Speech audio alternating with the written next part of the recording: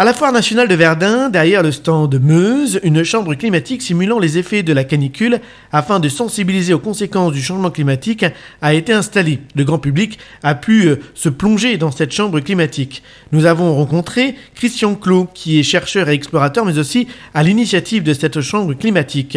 Nous lui avons demandé de nous présenter ce projet. Alors on est dans une chambre climatique mobile qui simule le climat du futur. Donc là, en ce moment, au moment où on se parle, on est à 50 degrés Celsius à l'ombre, donc pas en plein soleil, une température qui pourrait exister dans le futur chez nous dans quelques décennies. Donc c'est quoi le but en fait de cette chambre climatique ? Alors ce qu'on a démontré avec nos recherches, c'est qu'un humain a du mal à prendre une décision de changement s'il ne ressent pas une émotion sensorielle.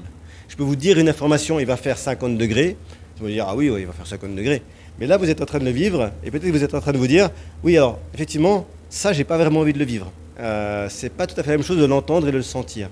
Donc une fois qu'on l'a ressenti, on peut envisager de changer certaines choses dans sa vie ou dans son entreprise parce qu'on sait qu'on veut éviter ça.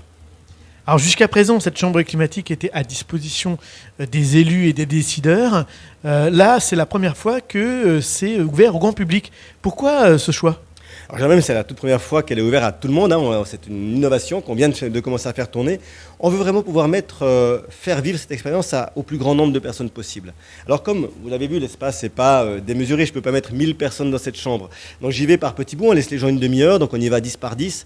On ne peut pas mettre beaucoup de monde malheureusement. Donc on invite quand même tous les citoyennes et les citoyens, notamment ici à la Foire de Verdun, à venir tenter l'expérience. Mais on a aussi envie que les responsables politiques, les responsables d'entreprises, des personnes qui peuvent faire changer à grande échelle les choses, viennent vivre cette expérience. Donc le citoyen ou la citoyenne peut agir à son échelle et c'est déjà très bien. Mais évidemment, on a besoin aussi de la collectivité et des entreprises. Donc c'est une prise de conscience, hein, ce camion, cette chambre climatique. Mais les actions, quelles actions, par exemple, on pourrait mener ?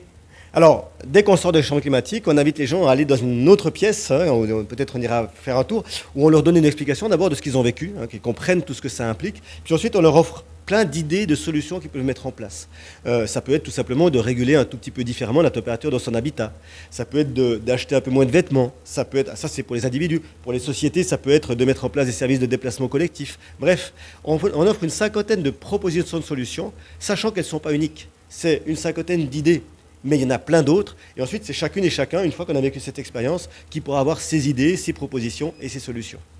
Alors, cette expérience s'inspire aussi de votre expérience avec plusieurs personnes. C'est ça que vous avez emmené dans la jungle ? Oui, alors ça fait maintenant une bonne dizaine d'années qu'on emmène des personnes dans des conditions extrêmes. On les emmène dans la forêt tropicale, on les emmène dans des déserts, dans des endroits très chauds, humides, très chauds secs, y compris très froids, ou de changement plus général, pour justement on a étudié grâce à ça le mécanisme du changement humain. Qu'est-ce qui fait qu'un humain comprend, apprend et change ? Et c'est le fruit de ces expériences, c'est vraiment cette chambre climatique mobile.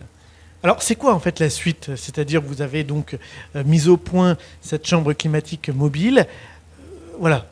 Pour vous, c'est quoi la suite ? Alors la suite, c'est d'espérer la plus grande tournée possible, déjà en France, parce qu'on a beaucoup à faire, et puis ensuite en Europe. Je compte bien convaincre les sénateurs ou les députés de me laisser venir mettre cette chambre dans la cour du Parlement ou dans la cour du Sénat pour qu'ils viennent à leur tour vivre cette expérience. Je compte bien avoir plein d'entreprises, c'est déjà le cas, qui nous demandent de venir pour faire vivre ça à leurs équipes et surtout à leurs CODIR et leurs COMEX. Donc on a plein de projets comme ça. Et donc pendant les prochains mois et prochaines années, on compte faire tourner cette chambre climatique le plus possible et qui sait faire des petits, parce que ce n'est qu'un espace où on peut mettre quelques centaines de personnes par jour, mais évidemment, il faut faire cette expérience au plus grand nombre de personnes possible. Un mot sur votre livre que vous avez sorti il y a récemment. Oui, quelques semaines. Alors ça s'appelle Les clés de l'adaptation humaine, et c'est justement, je décris tous les mécanismes du changement humain, et je donne des clés pour qu'on puisse se préparer à changer au futur, une douzaine de clés potentielles qui sont dans ce livre, Les clés d'adaptation humaine, qui est paru aux éditions de Noël. L'idée n'est pas de faire disparaître le changement climatique, mais de le ralentir et de diminuer ses effets, mais aussi de prendre conscience des fortes chaleurs qui nous attendent durant les prochaines années et de pouvoir s'y adapter le mieux possible.